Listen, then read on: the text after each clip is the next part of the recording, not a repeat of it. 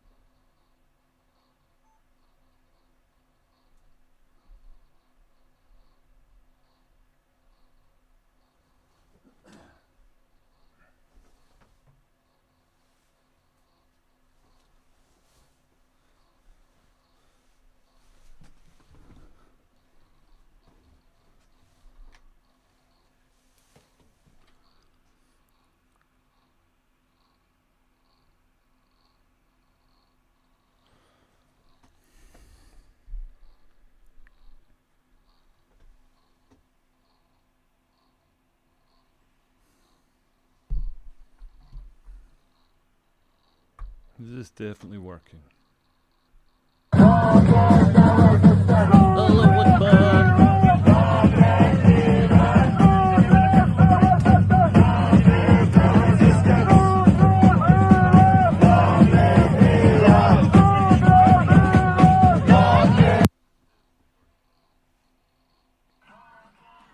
Yeah, it's working. What time is it?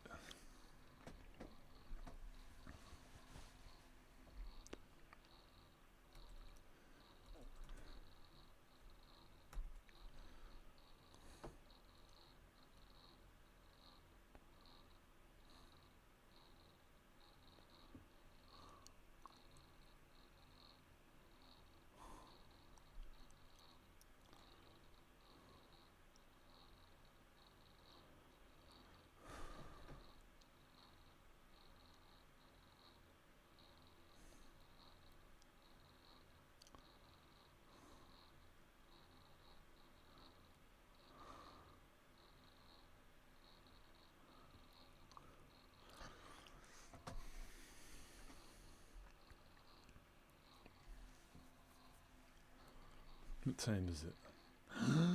It's almost time.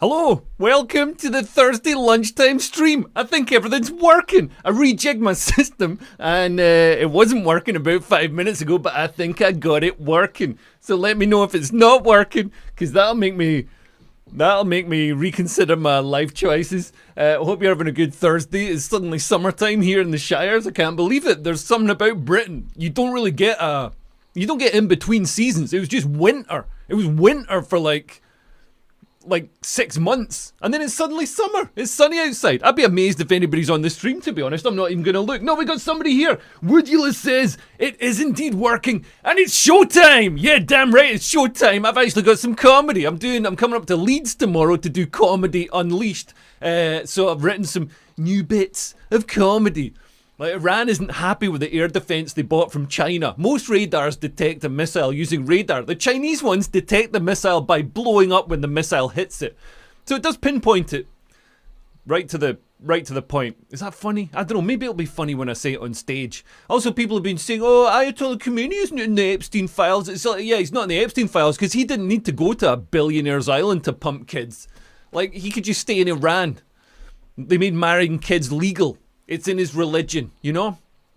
Also, I know people are worried about refugees coming, but I'm looking forward to the refugees from Dubai. I think Britain needs more hot girls who like getting shat on. And people who actually can pay tax. We're going to talk about that in a moment. I think Iran is putting up such a fight because if America wins, you're going to have short-haired women turning your kids transgender, queer, whatever. They're going to turn your daughter's ADHD and make sure they go on OnlyFans. Like, the new Ayatollah is going to be a black woman. And is that funny? I got a feeling, man, when I shout stuff in my room, it sounds mental, but when I say it in front of 200 pissed up Yorkshiremen, it'll work. There was something else I wanted to say about Iran, about America winning, about the I just wanted to say, so far Iran has hit Bahrain, Saudi Arabia, Syria, Iraq, Azerbaijan. I don't know enough about Azerbaijan. Maybe it's a great place, but so far I'm on Iran's side. It's taking out more of the countries that sponsor Islamism in the UK than America is. You know what I mean? Like, they bombed Qatar. This is great news. It's also great news for Prince Andrew. I gotta be honest, how do you screw up being Prince Andrew? All you got to do is come out the right vagina. And you're set for life, you know? You're going to have a blessed existence. The worst thing that's going to happen to you is you're going to have to sit for a bit next to an African warlord and, like, watch some dancing. Is that coming? There's noise coming out there. I just love it. He's still 8th in line to the throne. I just love it if, there was an awkward sequence of car accidents, which there's a bit of a precedent for that in the royal family. And through that sequence of events, Andrew got made king. And then the first speech, in his acceptance speech, like Hannah Spencer, he's just like, "I'm reinstituting prima nocte." And Stephen Hawking was photographed on the island as well. I saw a great photo of Stephen Hawking, and he's got like 2 hot babes next to him, and then like apparently they're his carers. It's like, yeah, I'm sure there's a completely open and transparent employment recruitment process for getting his carers. You know what I mean? He's like, he's not just like what you like with a sponge. What's your grip like? But nobody's accused Stephen Hawking of doing anything, because, quite frankly, if you can't get away from Stephen Hawking, you know what I mean? I don't care how old you are. Like, all you need is, you just need to find a curb. Just find a short flight of steps and you're safe. Yeah. But no wonder when I was a teenager I couldn't get a girlfriend. Like, my competition was billionaires. How am I supposed to compete with Jeffrey Epstein when I was getting 20 pence a week pocket money, you know? And the other competition was Muslim gangs. I can't compete with a whole Muslim gang. Anyway, let's kick on with Labour's spy scandal. So I've got a few things to talk about this week. We've got Labour's China spy scandal. Will Iranian refugees come to the West? They're already here. You saw my interview with Darius. We've got the left's responses to the war with Iran. We've got Ross Kemp on incels. We've got the continuing fallout with the BAFTA's Tourette scandal and what it reveals about liberal left's attitudes. And I might have something about Mary Beard. I don't think I finished writing it, but I've also got. I should have put this up front. This is the best story. An African migrant goes on the rampage in Edinburgh. When I say best story, I mean it's tragic. People got hurt. There's like blood on the ground and stuff. But the way the authorities responded, the police telling us he's 23. It's like, fuck me. 23. Jesus, he must be aging in dog years. And also, the leader of Edinburgh Council came out and was all like, oh, diversity is our strength. We mustn't let us. Yeah, it's like, fuck me. Like, at least wait for them to scrub the blood away before you start crowing about how diversity is such a strength. It doesn't seem to be such a strength this week. Anyway, let's kick off with Labour's China spy scandal. So 3 men have been arrested by UK counter-terror police on suspicion of assisting the Chinese foreign government. Oh no, I've pressed the wrong button there. I pressed the button for nothing. I've got like various buttons, so I can press this one. That shows the screen there. Press this one, that's me. If I press this one and then I press that one, there's me in the corner, losing my religion. There's me in the corner, losing my will to live, wanting to fire my agent. No, there's me in the corner. There's me in the spotlight. No, that's me in the spotlight. The spotlight is when it's the main thing. And that's me in the corner. And then I've got this. That's the stream starting soon thing. And soon I'm gonna have a video that plays like a proper you're watching My R2C TV or Dan Wooten or something like that. Except they probably don't run around their house for the half hour before it starts, like pulling out HDMI cables from the TV and stuff to try and get it to work. You know what I mean? Jeez. They should just have why hasn't somebody invented a box that just does it? You know what I mean? Like when you want to watch TV, you want to watch Netflix, you just turn on the TV and like all the Netflix stuff comes on. And you just press the button. They made it easy because they know guys like me are going to buy televisions. But for streaming, when you want to actually put this stuff out, it's so much more difficult. Maybe I'm overcomplicating it. I've got 2 laptops. I've got this whatever this thing is. That's just, oops, I've just pressed a button on that and it's done something. That is, I've zoomed out. How do I, there we go, I've zoomed back in. I've got that. I've got a Zoom F6 audio thing. I've got a microphone going into that. That's feeding off a battery because it can't go to the mains because you get a background hum. I've got an A10 Mini Pro ISO, like some sort of pro studio thing. I've got a monitor here. I've got another monitor as a teleprompter under here so I can read what I've written. And I've got a big light that looks like a sort of NASA spaceship. Satellite. When they unfurl their big things. We're going to put data centers in space. Okay, you know what? I don't need to tell you about the details of my rig. You don't get that when you tune into News at 10. You know what I mean? The guy just shuts up. He doesn't tell you what he was up to at the weekend because what he was up to at the weekend was messaging 13-year-old boys. Or people he thought was 13-year-old boys. Or receiving. What was he doing? He received. Man, I can't believe. Since I'm on the topic of the BBC and Hugh Edwards, I can't believe they let him go free from court. They were like, you found, we know that you had these images on your phone because we found these messages on somebody else's phone that they sent to you. So we're going to bail you and let you go home and, whatever hard drives, whatever you've got, you can deal with them and then come back to court later. It's like, are you insane? That should have been instantly scramble helicopters. See, that's an example of the establishment protecting itself because they know that if Hugh Edwards had been exposed as more of a nonce than he was was already top the worst images and stuff. But who knows what else? Like, he could have had like Silence of the Lambs style like wells with kids at the bottom of them. I don't know. I'm speculating. I'm assuming he's too poor to sue me now, but. I'm not saying that's what he had. I'm saying he could have had that. Just why didn't the police go to his house, seize all his stuff? He's all, I lost the mobile phone. You lost that mobile phone. I bet you lost. I know where that mobile phone is. It's on top of the wardrobe. It's on a shelf in your shed where you go to have a bit of... Was he married? I don't know. Married. He should have moved to Iran. He could have just married a 9-year-old. You know what I mean? And then all the lefties would be like, oh my God, it's so wonderful. Oh, he's married a 9-year-old. Oh, it's so diverse. Oh, what a wonderful culture. Oh, we must import it. Oh. Absolute monks. Anyway, I'm going to talk about the Labour-China spy scandal. Not going to lie, this one might be a bit boring, but I'm going to get to the juicier stuff in a moment. I should have put the juicy stuff up front. I'm not a preparation man. How long... Jeez, I'm already 10 minutes in. I haven't even said anything. This is like Lewis Schaefer's stream. Anyway, man, that specky guy is punching above his weight. That is right, because we're going to get on to the Labour-China spy scandal. So 3 men have been arrested by UK counter-terror policing on suspicion of assisting the Chinese Foreign Intelligence Service.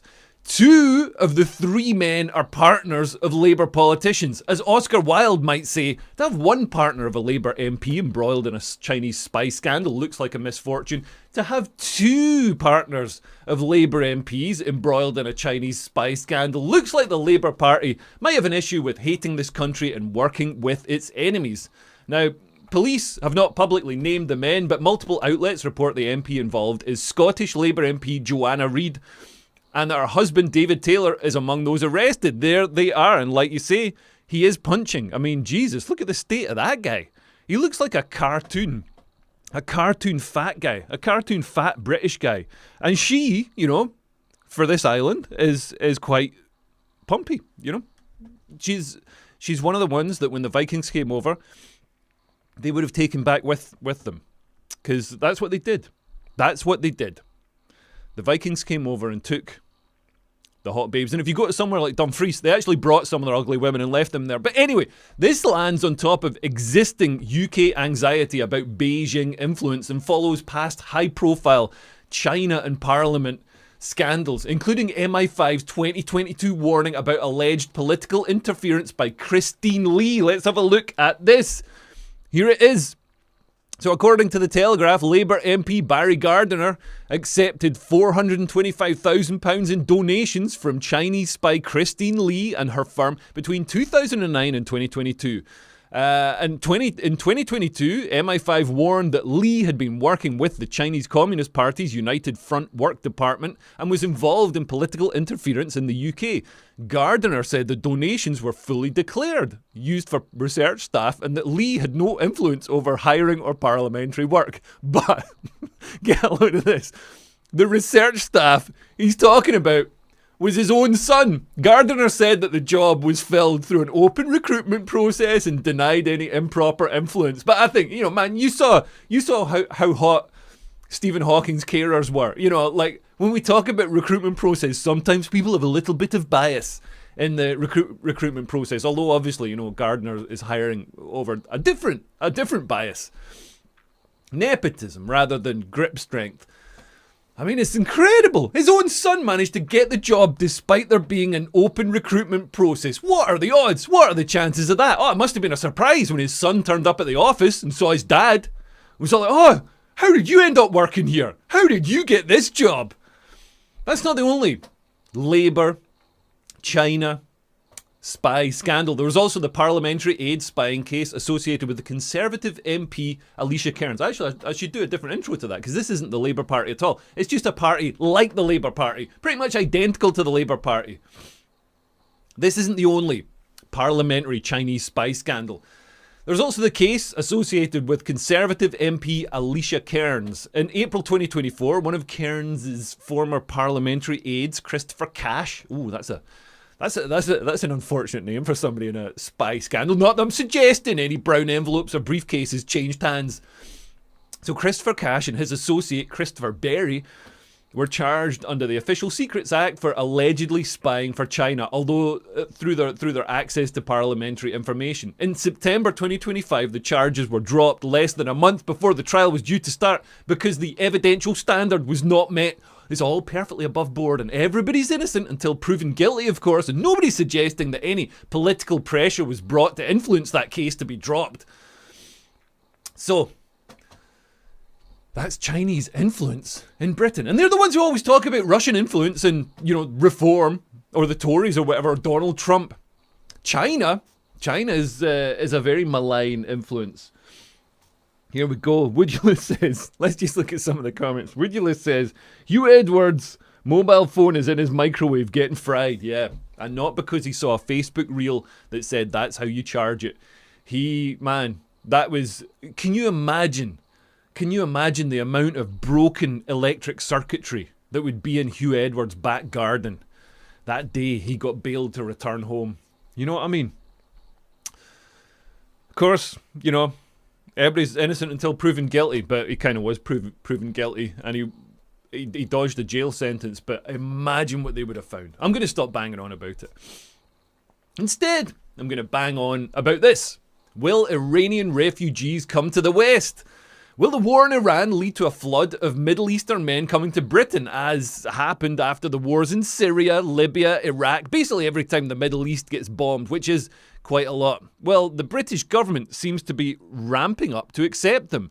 They announced that they know how to stop illegal migrants coming across in small boats. This is a message from Shabana Mahmood.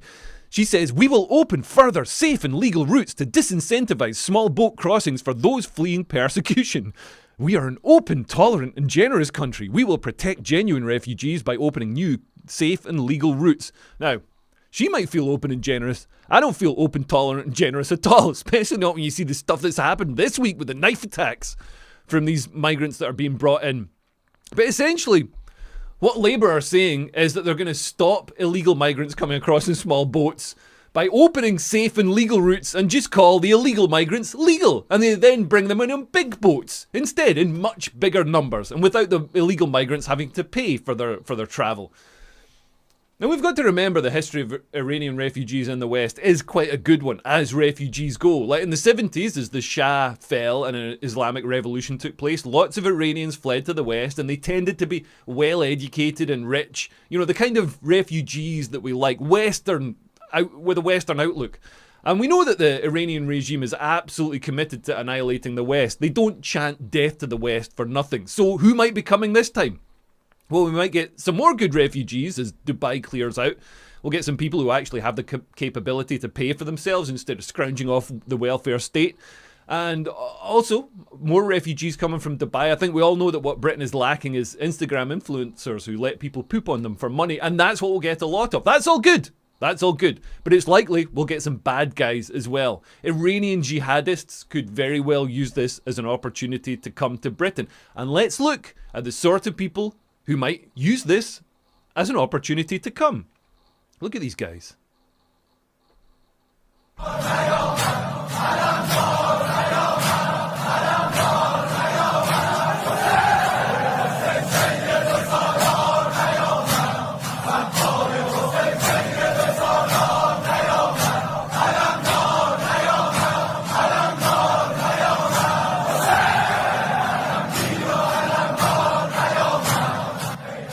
This is Heaven nightclub, a gay nightclub that's just opened a branch in Tehran, and the squiggly writing down there says, just let yourselves feel free, boys.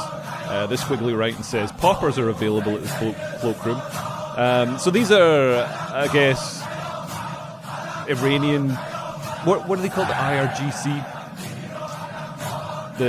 Basically the Praetorian Guard. I don't know, is it? I've got no idea, I can't read the squiggles.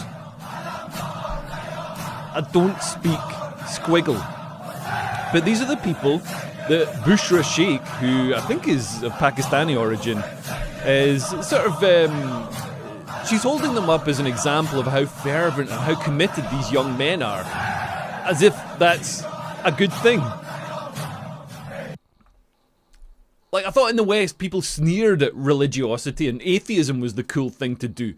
But apparently not. Apparently now that we've got, a big population of Muslims, the Bushra Sheikh is upholding this as some wonderful thing. And Britain's asylum system is already strained. In 2025, over 100,000 people claimed asylum in the UK. I think that was a bit down in 2024, but that's still more than double the level seen in 2019. And more than half of these claimants arrived via illegal entry routes. That's typically small boats. According to government records, there's huge backlog pressure with tens of thousands of cases awaiting initial decisions. Now, you add Iran to that picture. 7,419 people from Iran claimed asylum in the UK in 2025, with 6,265 as main applicants. So that makes Iran one of the top nationalities in our asylum system. And grant rates are pretty high. Amnesty notes an asylum grant rate of 58% for Iranians in the year ending December 2025.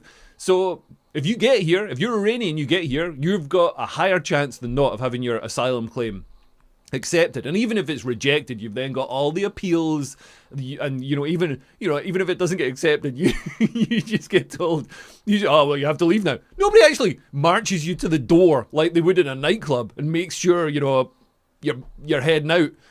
You're just let free. You're just you're here illegally until they change the law, or until we get the Green Party in government and they make all illegals legal. So the risk question isn't abstract. There's a pipeline there, and if the conflict in Iran spirals, it could accelerate fast. And this isn't necessarily just down to the West. I think Trump wants to get out of Iran as quickly as possible. But other states, like Gulf states like Qatar, Bahrain, and Saudi Arabia, now want retaliation against Iran for bombing them.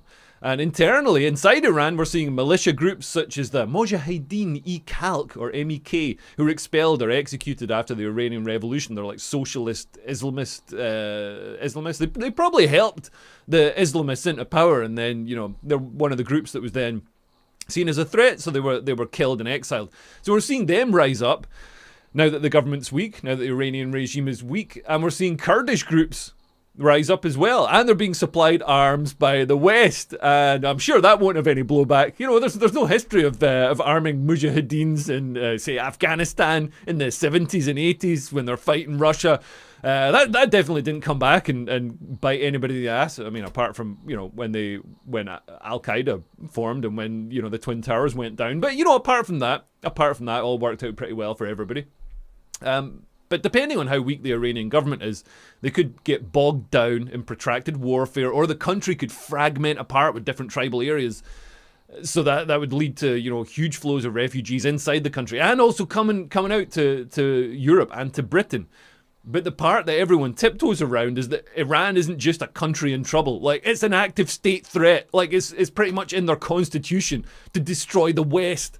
And this is the reason that blanket leniency to Iranian refugees is pretty reckless. Like, Iran is not just producing the refugees, it's also running hostile operations abroad. So MI5, that's the security services inside Britain, has gone public about this. In 2024, MI5's Director General said that since 2022, the UK has responded to 20 Iran-backed plots representing potentially lethal threats to people in Britain. I mean, 20 plots in 2 years. That's like one a month. I mean, they managed to foil them all so far, but all they need is one of these plots to work. And who knows what it could be. Look what 9/11 was. Look what the 7/7 bombings was. And imagine if they managed to smuggle some of the radioactive material from Iran's nuclear program into Britain on one of the small boats that, none of them get checked. They're allowed to come through. They're allowed to jettison cargo for later pickup. They can leave it anchored in the channel. Imagine if that gets into Britain, because we're completely open borders. And they set it off with a dirty bomb in the middle of London. Or maybe that's a bad example. Imagine if they set it off somewhere that you care about. Somewhere that would be bad if it had a dirty bomb like that. And this isn't, tinfoil hat stuff. Like, Parliament has documented this issue. There have been Iranian nationals arrested under the National Security Act. That's recorded in Parliament. The Intelligence and Security Committee's view is that Iran poses a wide-ranging, persistent and unpredictable threat, with particular emphasis on physical threats to dissidents and opponents in the UK. And they say that Iran presents a threat to dissidents in the UK. So those are refugees that have come here because they're hated by the regime. They're going to get killed by the regime. So if you want to help refugees, you really need to make sure that our asylum system is checking people very, very carefully and not just letting everybody through. And none of this means that, you know, all Iranians are dangerous. It's just Darius and most of them. Many Iranian asylum seekers are exactly the people that the regime hates, like dissidents, journalists, religious minorities, LGBT people. But that's precisely why Iran has incentives to embed operatives and lean on diaspora networks through intimidation or exploit overstretched systems where checks are slow and patchy. And the refugees don't even have to be Iranian. Look at this. So we're seeing people like this commit atrocities in the West. This is a gunman wearing clothes with an Iranian flag design and the words "property of Allah," who killed 2 people and wounded 14 people on Sunday at a Texas bar. So the FBI is investigating the shooting, which erupted a day after the US and Israel launched an attack on Iran, as a potential act of terrorism. It's like, oh, do you think so? Do you think so? Yeah, I think it might be an act of terrorism. This is 53-year-old Diagni. And he's 53, but he looks younger than that terrorist in Scotland who says he's 23. Let's see if there's a picture of it. I don't know if there's a picture on the next page. No, that's somebody else. That's another. So 53-year-old Diagni. I think I'm having that for dinner tonight. He looks, even though he's 53, he looks younger than that terrorist in Scotland who says he's 23. And he entered America in 2000 on a B2 tourist visa. So these non-immigrant visas are intended for visitors traveling to the US for vacations or visiting family. And isn't it ironic that B2 planes are used to bomb Iran and B2 visas are used to terrorize America?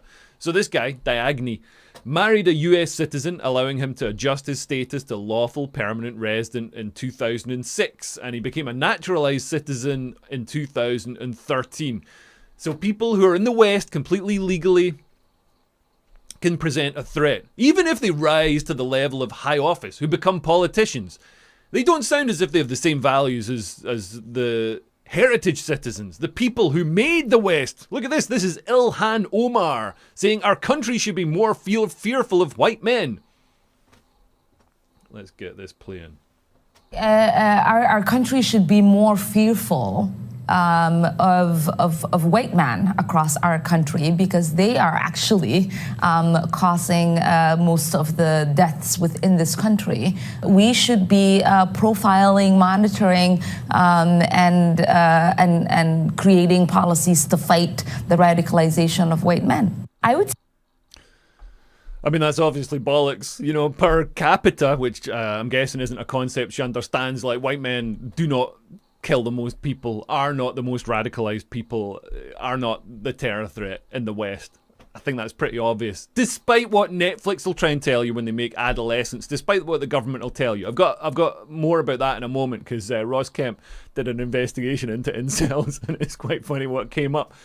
But she's saying our country should be more fearful of white men. Can you imagine if somebody said this about any other race? Particularly if it was a race that actually is a threat. And she's not the only warning. Here's a warning from a UAE foreign minister. Have a look at this. And let me say this in English so you can understand what I'm saying. I have translation. No, I know you have translation, but I just want to make sure you get it right. There will come a day that we will see far more radical extremists and terrorists coming out of Europe because of the lack of decision making, trying to be politically correct, or assuming that they know the Middle East and they know Islam and they know the others far better than we do. And I'm sorry, but that's pure ignorance. And let me say this in... There we go. So that's somebody. The thing is, the Gulf states, you know, I've spoken before about how parents in the Gulf won't send their kids to study in London. And the Gulf states, they've had to have a grip on the Muslim Brotherhood and Islamism, because it's obviously a big threat there because the population is Muslim. Whereas in Britain, we're like, oh, la-di-da-di-da, you know, because historically it's been a small proportion of our population, but as it grows, it's going to be more of a threat. And this guy knows. Like, if you try and be politically correct, if you tiptoe around it, you're going to end up in trouble.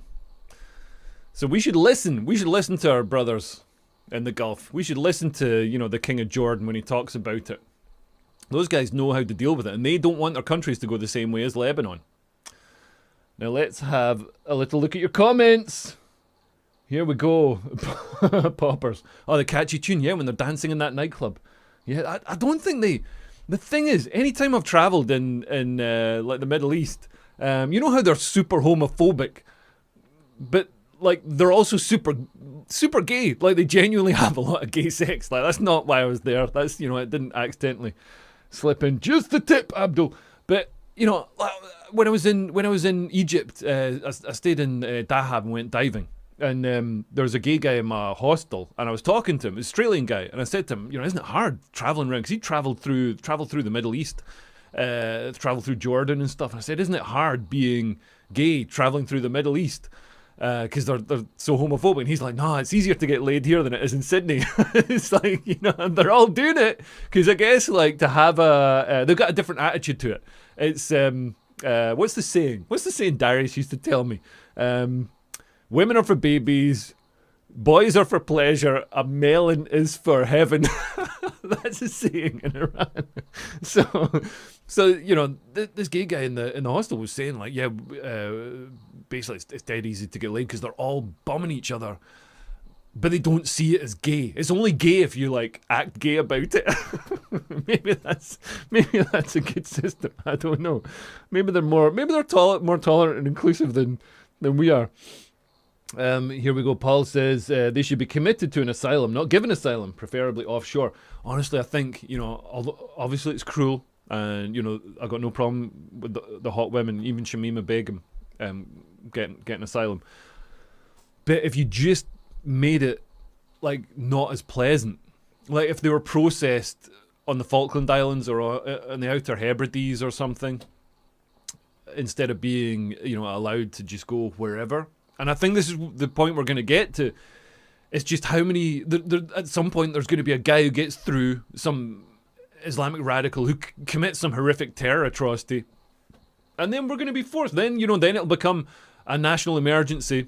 I don't think all the palliatives, all the calls to, like, oh, don't look back in anger. Oh, diversity is our strength. That won't work anymore. We'll have some horrific attack, and the country will go mental, and the government will be forced to start processing people offshore and deal with this issue and sending people back. That's going to happen. It's just a shame that that's got to be forced by a terror attack. Like, why can't we just not have the terror attack in the first place? I don't want the terror attack. Like, it's not just I'm worried about me. I don't want other people to get killed, other British people. I'm less concerned about people in other countries. But it's going to happen at some point. I think we all know that.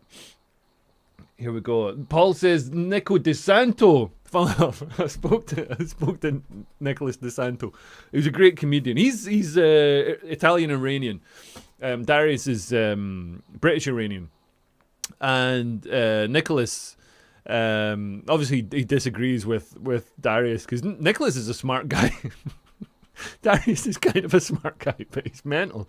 But Darius is a very nice guy, very funny guy. But Nicholas was saying, you know, how can Darius get it so wrong? And other people were saying on the you know, that interview that I did with Darius, other people were saying, like, oh, I used to listen to Free Speech and I didn't realize Darius was so stupid. You know, I've seen Darius do stand-up. I didn't realize he was such an idiot. It's like, how can you ever listen to Darius speak and not know he's stupid?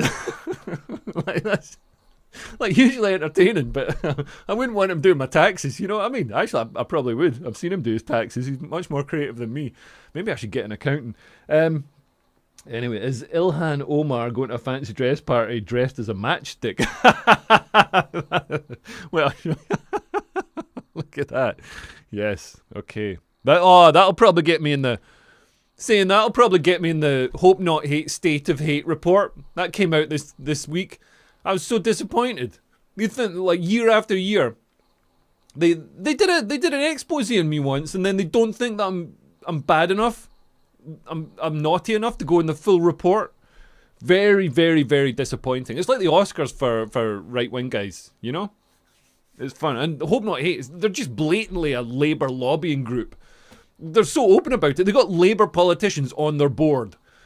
And they just attack the political opponents of the Labour Party. Whether it's the Conservatives or Reform. And the idea that the Conservatives are in any way, you know, some sort of far-right fascist organisation. Come on! They're not even right-wing! Like Reform themselves aren't even right-wing. They're civic nationalists. They're not ethnats. They've got lots of brown and Muslim members. They've got brown and Muslim politicians. It's an absolute nonsense to call them, you know, far right. None of the people Hope Not Hate. I mean, maybe a few of them are far right, but the term has become absolutely denatured by overuse.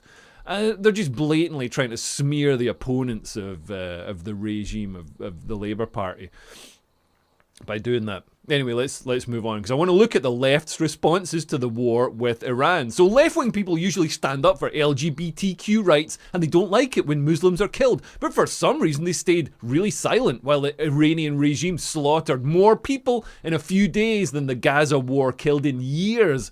And the left haven't been outspoken against the Iranian regime's execution of gays. But with Israel and America bombing Iran and killing the Ayatollah, Liberals have finally found something to get angry about. Here's Mohsen Ali, the deputy leader of the Green Party. There's Piers Corbyn. Well, let's play this from this part.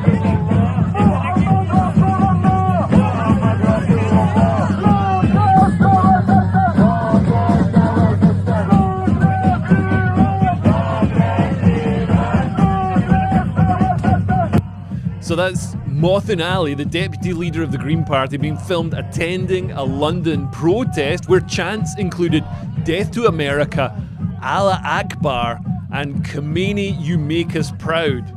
So a lot of people, including Conservative MP Alex Shelbrooke, claimed Ali had been protesting in support of the Ayatollah. And Keir Starmer said that he was shocked, and it takes a lot to shock Sir Keir. This is a man who doesn't even dream when he sleeps. So Ali and Green MPs say that Ali said that he attended as part of a Stop the War demonstration opposing military intervention, not to endorse Iran's regime or, you know, worship or venerate the Ayatollah who'd just been killed. And Ali has called the pro-Khomeini framing inherently racist and says it triggered a wave of threats and he fears for his life. Oh, you can't even attend a rally where people are chanting "Death to the West" without people in the West not liking it. What's the world coming to? This guy Adrian Hilton had an interesting perspective on Mohsen Ali, because we're seeing this this clash in the Green Party and amongst Green politicians, like with the politicians themselves, the Muslim politicians having to reconcile their Islamic faith with being part of a group that supports all kinds of LGBTQ, genderqueer, transgender nonsense, and I mean, it used to be about the environment. But Adrian Hilton said this about Mohsen Ali.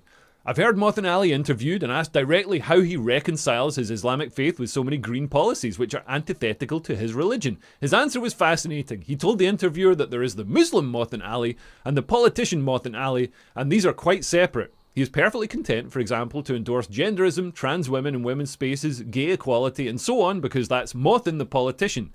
But Mohsen in the mosque doesn't support any of it. It's essentially a hypocritical conceit. I'd have thought the deputy leader of a political party really ought to be on board with all of its policies in private as well as in public." So here he is, you know, essentially saying he's using the left as useful idiots. He's lying. And what is Mohsen Ali going to do when people with his beliefs have the upper hand, when they have the critical mass, the demographic mass? We're heading for that point. It's not going to take long. Might be decades. I think it's going to be sooner than that. Is he still going to support the Green Party's policies, or is he going to be like, actually, now we don't need you. Let's have my policies. Let's have what I believe. And we're seeing this happen across society. So Islamists have infiltrated London's universities. Look at this. This is crazy. So UCL Student Islamic Society didn't just mourn the death of the Ayatollah Khomeini. They also put out this statement that ends saying, I mean, this is very interesting. ABSOC, this is UCL Islamic Society. They say, ABSOC Mental Health send their condolences to you all in the martyrdom of Ayatollah Ali Khamenei. This is an unimaginable loss for the entire Ummah. Saeed Ali Khamenei says, an unaware believer is like a soldier on the battlefield without armour, defeated in the first encounter. But a conscious, knowledgeable Muslim armed with faith and ideology is like a fully equipped warrior, difficult to overcome. Today the battle between truth and falsehood is fought not only militarily or economically, but culturally. The most dangerous war is the cultural one, because when a people lose their beliefs and identity, the enemy wins without firing a single bullet. And listen to this last sentence. This is not the end to resistance. The Shia in the West must remain aware and ready. So Muslims in the West must remain aware and ready. Remain aware and ready for what? This sounds kind of ominous, especially after he's just been talking. They've just been talking about, you know, comparing Muslim faith to a soldier in the battlefield. It's worth remembering that University College London is funded by Qatar, despite being, you know, one of London's venerated, esteemed educational institutions. And one of their academics, Ella Cockbain, produced a notorious discredited report dismissing Pakistani Muslim grooming gangs as a far-right myth. So I'm a criminal intelligence analyst. Well, I mean, I used to be when I had a proper job, and I've directly asked her via email, via Twitter, for the data that she interrogated to come to her conclusion that the idea of Pakistani Muslim grooming gangs is a far-right myth and doesn't exist. And she's just blanked me. And I'm pretty sure that she is cherry-picking data to fit what she wants it to show. It happens a lot. It happens a lot. All the time. All the time I work for the police. I don't think we had a single operation that I analysed that wasn't a success. Because you can make data bend to fit what you want. But families in the Middle East no longer send their children to London universities out of fear that they will be radicalised by Islamists here. And this is an example of that. This is an example of why Gulf families don't want to send their kids to the UK. You got to remember, the UK is now a net exporter of terror. The Texas synagogue shootings that killed, I can't remember how many people were killed, they were committed by a guy from Blackburn. So we are generating homegrown terror in some of our ethnic enclaves, our communities, for want of a better word. We've got separate, parallel societies inside our own country. And that guy went to Texas and shot up a synagogue. What's going to happen when they want to do it here? We see it happen from time to time here. You know, so far, our intelligence services have pretty much kept a lid on it, but what's going to happen? And what's interesting about the UCL venerating Khomeini and calling for British Muslims to be ready for resistance, they ban feminists from their campus. Look at this. So this is shared by Connie Shaw, who is going to go and speak at UCL. And she was accused because she believes in, you know, that women exist and she believes in women's rights. She's a feminist. So she was banned with transphobia off her campus. Transgenderism must be supported. Resist Connie Shaw, the resistance. So UCL are banning feminists from their campus. I guess they're just getting ready for a few years' time when Islamic rules are fully enforced on campus and women are no longer allowed to learn. Education is haram. We'll have an Afghanistan-style system. I mean, this was called out in Parliament. Let's play this. Our university's gender-critical feminists have been kicked off campus, while today, the Ayatollah is being celebrated as a martyr at UCL. Yeah. This is completely unacceptable. What is she doing to crack down on this two-tier system, or is she going to sit on her hands whilst an enemy of Britain is celebrated?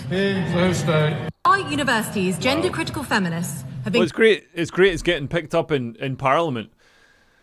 But the Ayatollah oversaw the slaughter of tens of thousands of Iranian students. It's very strange to see a student society celebrate him.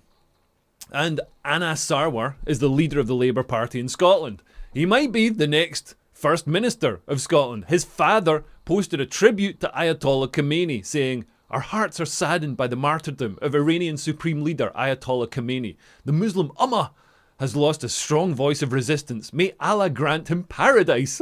Let's have a look at this. Let's have a look at this. There's his dad, Mohammed Sarwar. He was a Labour MP for Glasgow Govan and later Glasgow Central before retiring from politics. And then, as we saw with Mothin Ali, then he could allow his private beliefs to come through. There was the Muslim Mothin Ali and the political Mothin Ali, and they had different views. So maybe when Mothin Ali retires from politics, we'll hear his real views come through. Look at this guy. He looks a bit like Gru from Despicable Me. I wonder if he's got minions as well. I think he probably does. They're probably a bit less fun. But yeah, he said the Iran's supreme leader was a strong voice of resistance. May Allah grant him paradise. And this is the guy who's joked around with Nicola Sturgeon. So, Nicola Sturgeon is a left-wing politician who's instrumental in bringing people with these attitudes into Scotland.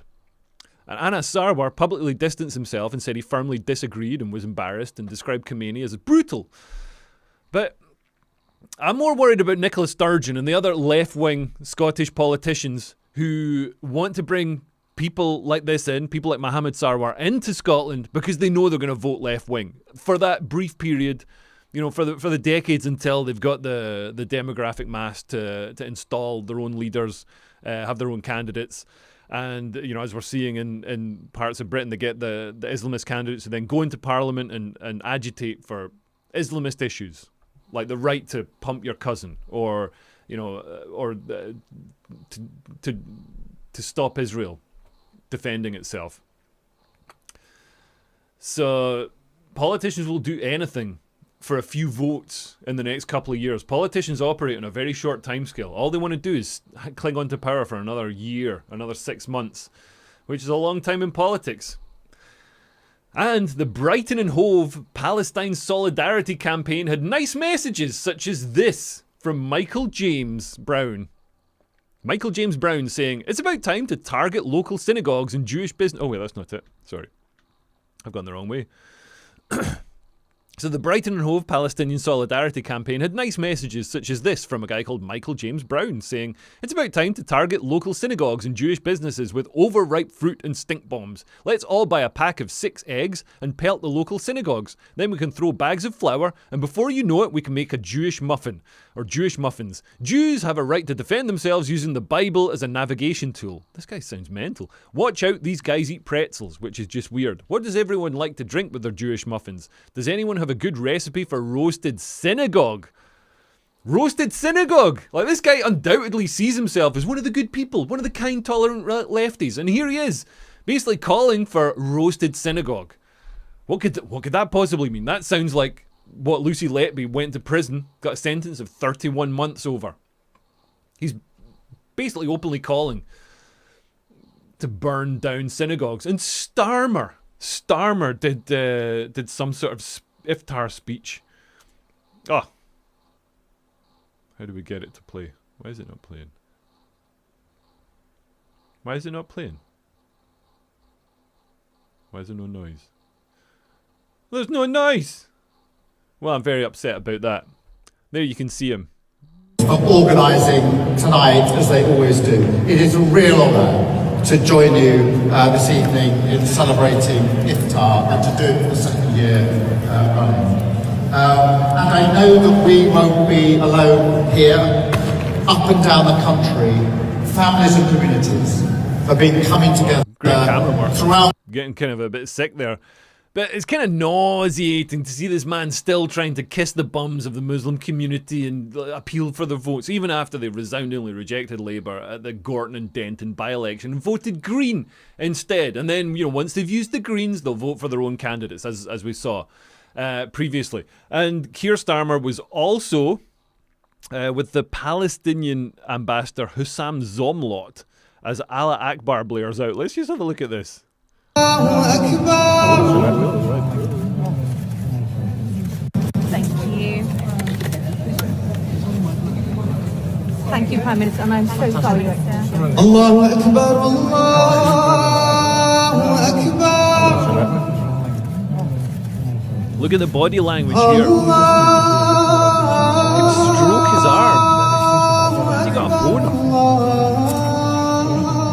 Do not touch the strippers, sir.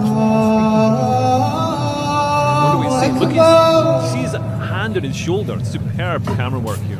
Remember, if you're ever filming something, make sure you don't point the camera at the subject.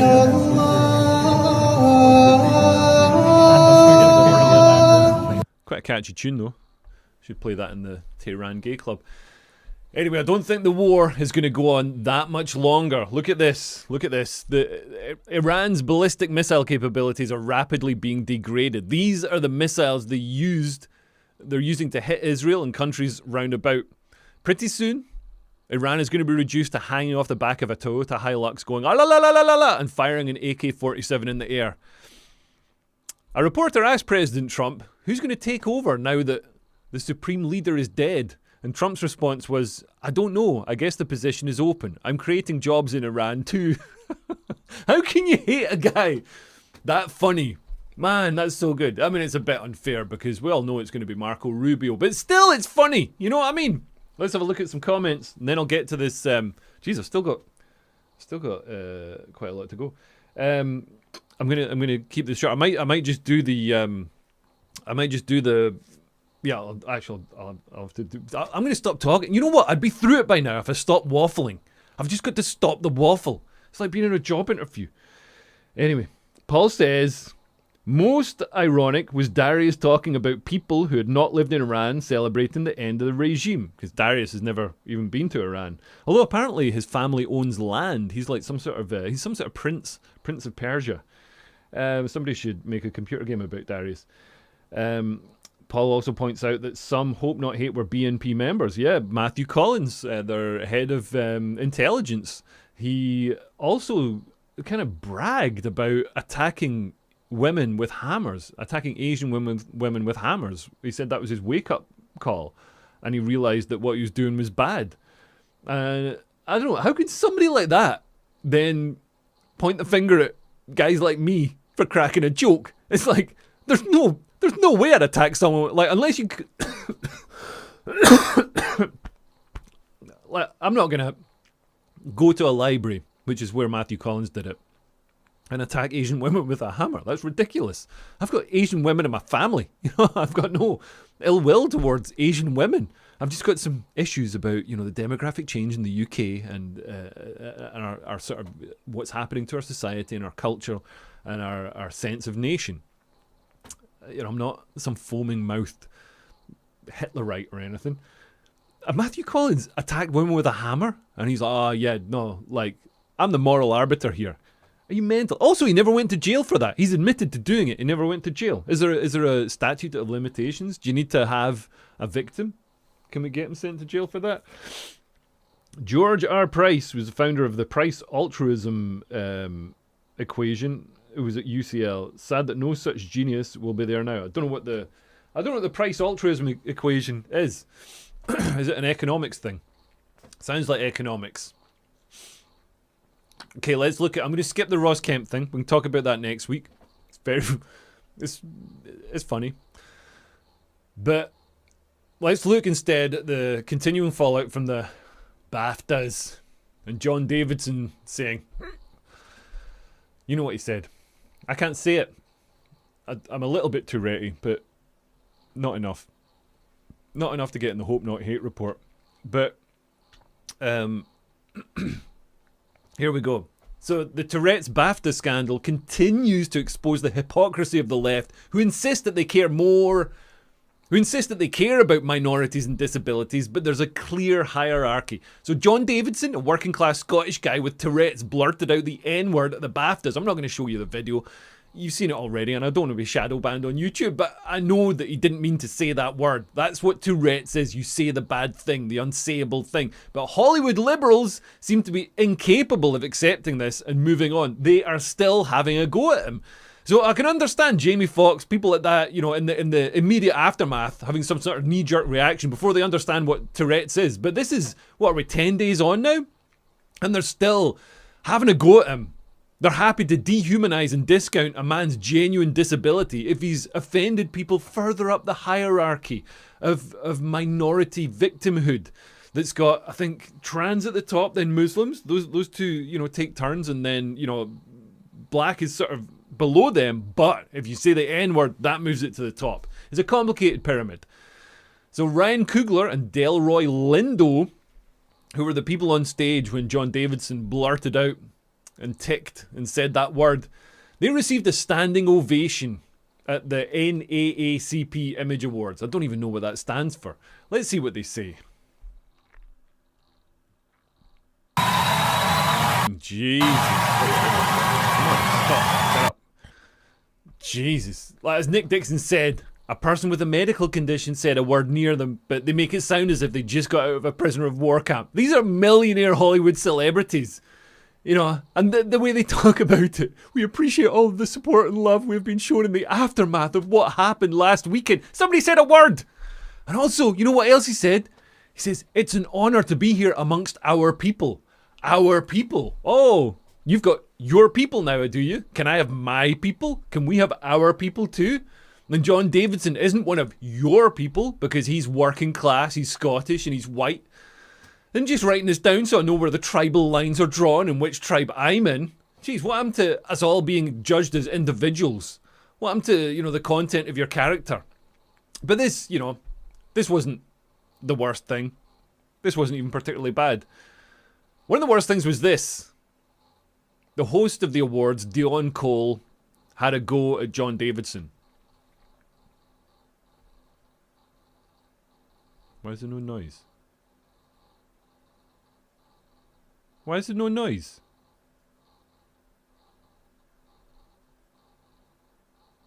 Why is it being weird? I've got too many tabs open. I'm gonna let's reload this. This is gonna play. You son of a bitch! Why are you not playing my video? What have I got to do to make you play this video? You son of a fucking... You fuck... This is bringing out my Tourette's. Why is it not playing? It was playing fine. Everything was playing fine. It was working. There's noise coming out. Now there's no noise. What, is other stuff working? What if I go back to this? Not that. This. That's not working either. What the fuck? The fuck is going on? Why is there no noise?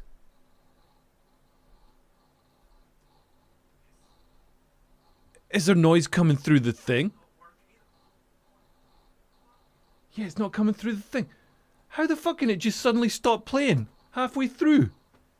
That's not allowed. Oh, you son of a bitch. You son of a motherfucking fucker. Why would you do that? Why would you work and then not work? Why? How does that even... What if I do that?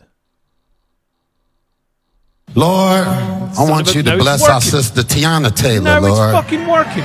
Keep her single and away from 6'3" green-eyed men with cool. Come on. Anyway. So the host of the awards, Dion Cole, said this. So that's him saying... That's him basically having a go at a guy who's got a disability. Also known as a Scottish guy.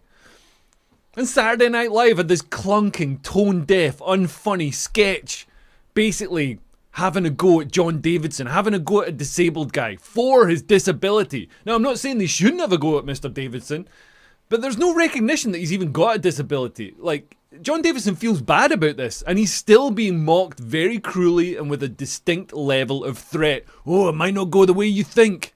What does that mean? Dion, what's he called? Dion. The millionaire film star celebrities are treated as if they're some sort of oppressed minority, and the working class disabled Scottish man is treated as if he's their barbarous oppressor.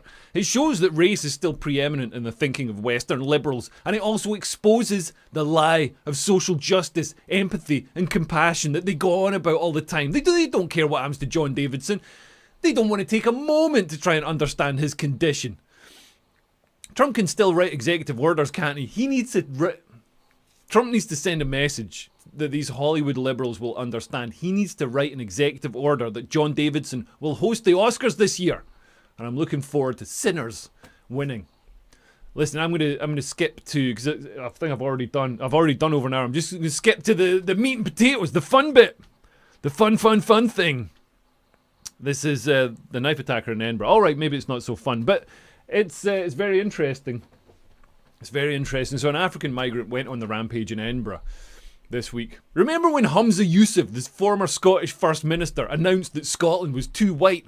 Well, the government have taken great steps to fix this whiteness, and here is the result. This is going to work, isn't it?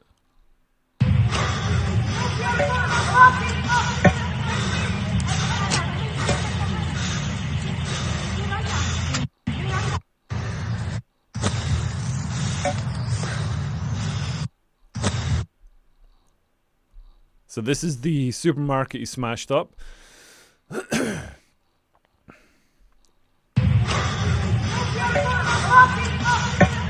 absolutely terrible camera work. But hey, I can't really have a go at anybody for having a bad technical setup. So this is an African migrant. An African migrant ran around near a primary school in Edinburgh with a knife in each hand, like a rip-off of Edward Scissorhands if he was from Mogadishu. And as it happened, people were worried that this was in retaliation for the war in Iran, but police reassured us that it's not terror-related. Oh, thank God it's not terror-related. It's just everyday life in Britain now. Even Edinburgh isn't safe from guys running around with knives in each hand, stabbing people on trains, or, being called Welsh choir boys. Just wake up, open your phone every day, watch some imported barbarian from the Horn of Africa rampaging with knives next to a primary school. Oh, and another reassuring thing is that police officers were informed not to stop the man. So local residents expressed concern that the first officers to arrive did not immediately intervene. So Police Scotland said that they were advised not to until...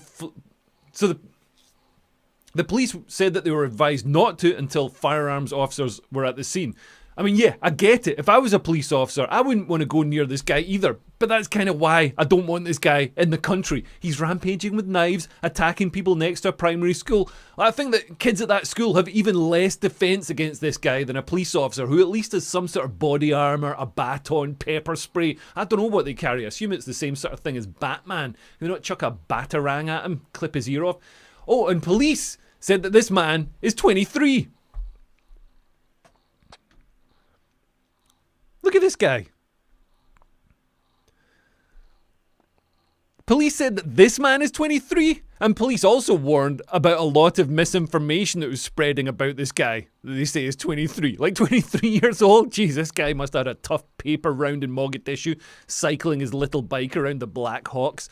I'd say that he obviously lied about his age to claim asylum here as a teenager, but that would be misinformation apparently, and I could get into trouble with the police who say that he's 23. So yeah, he's 23, in the same way that Eddie Izzard is a woman.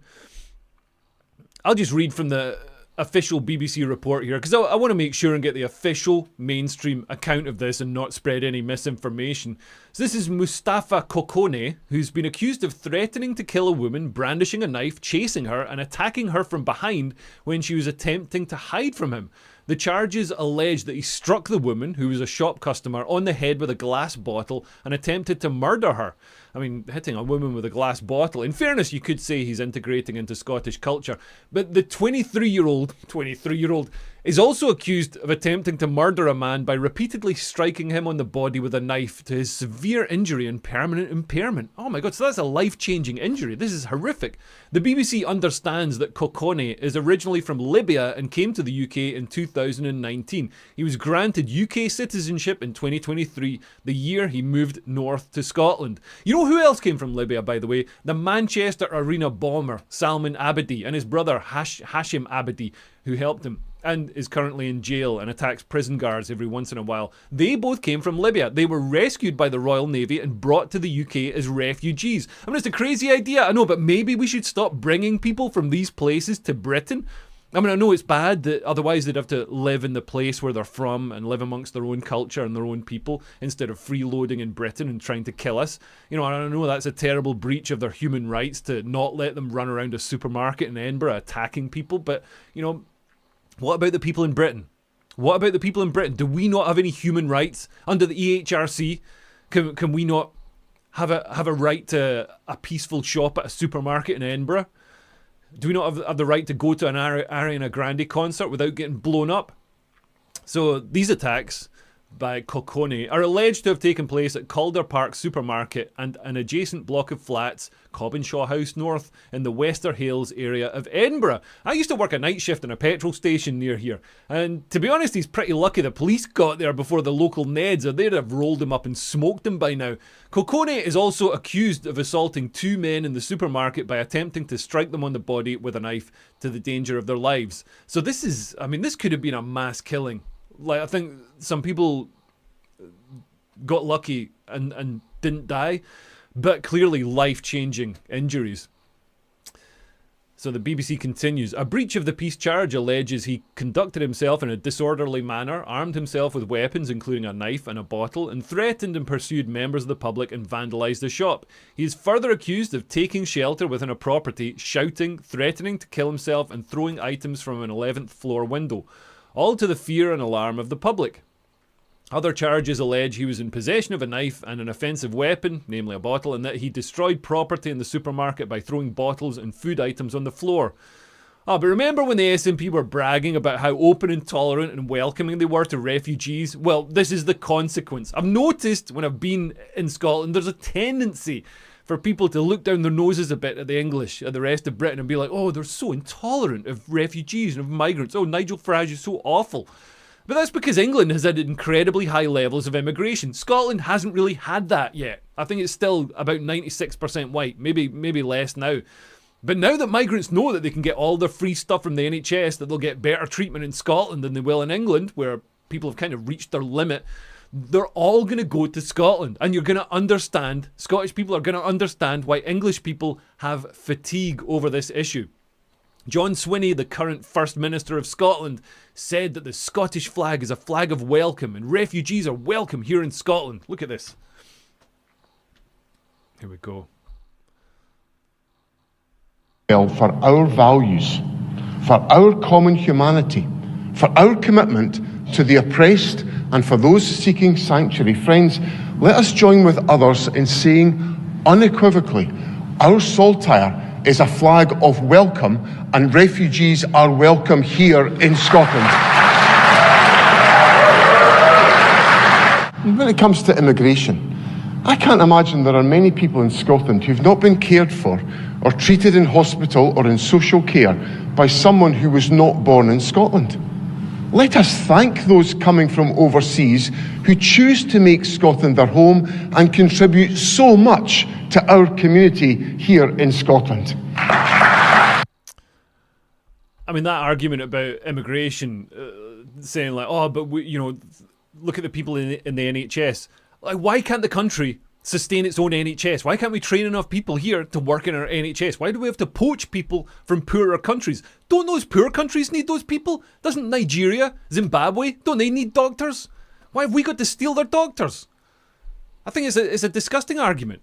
And it's an unsustainable system. If Western leaders say, oh, well, the West it can't continue without immigration. Well, at some point, we're going to run out of people to import. What do we do then? What do we do when the native population is down to 10% of the population of Britain? You think we're still going to be Britain? At what point? At what point does Britain change and stop being what it is? But John Swinney, he said this. How's he feeling about saying that now? I don't think he'll even mind. I think this is one of these things that doesn't register with them. Because even after this stabbing, the leader of Edinburgh Council said this. Edinburgh is a proud, welcoming and diverse city. Our biggest strength lies in those who live here, people from all walks of life, cultures and backgrounds, and we all have a part to play in making sure it stays that way. I mean, you might want to check to see if the victims make it through the night before you claim that welcoming violent men from violent cultures to the UK is our greatest strength, and threatening people that the city has to stay diverse, that we all have a part to play in making sure it stays that way. Like, or what? That sounds pretty sinister. The most reassuring for me was hearing the reaction of locals when the guy barricaded himself in the flats. Look at this. Fucking rat! Jump, you fucking beast! Fucking hell! Fucking jump! Beastie bastards! These are fucking cowards or not? Get something done with us! You can't have bad bastards, man!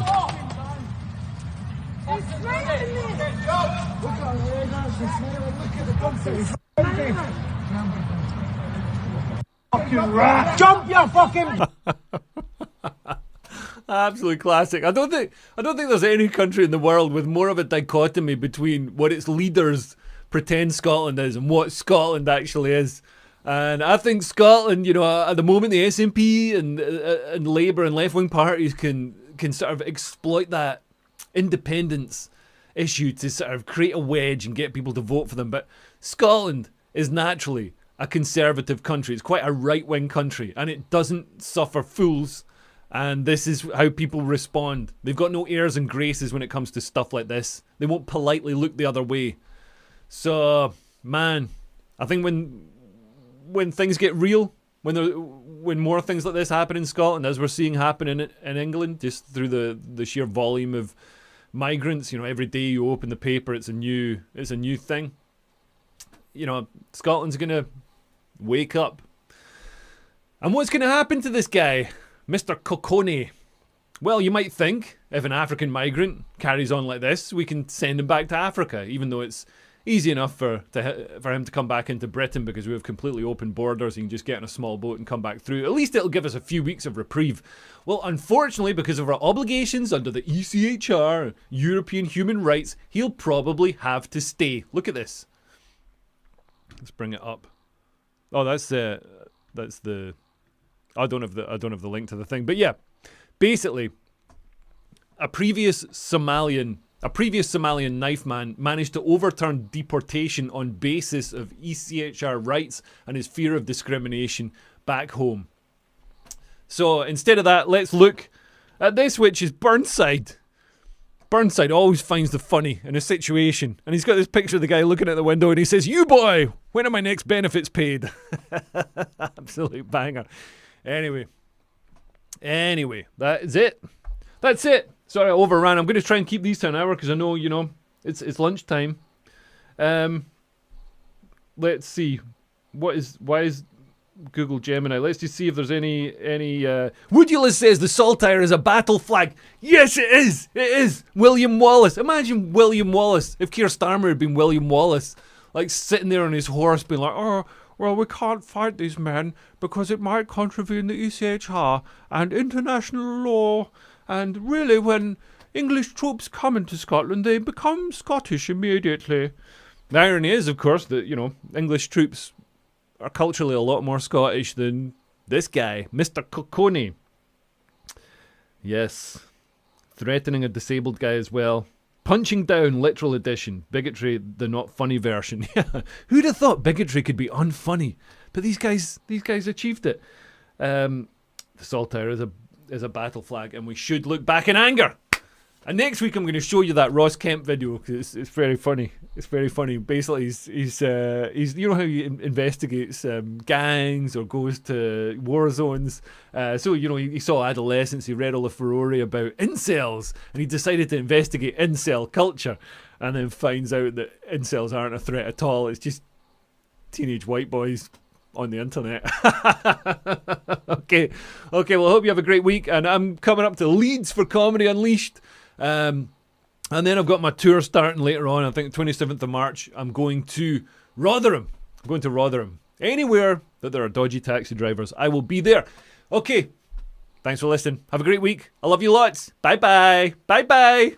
What button do I press to stop this now? Where are we? Live streaming. Here we go. End stream. They need to make this thing more simple.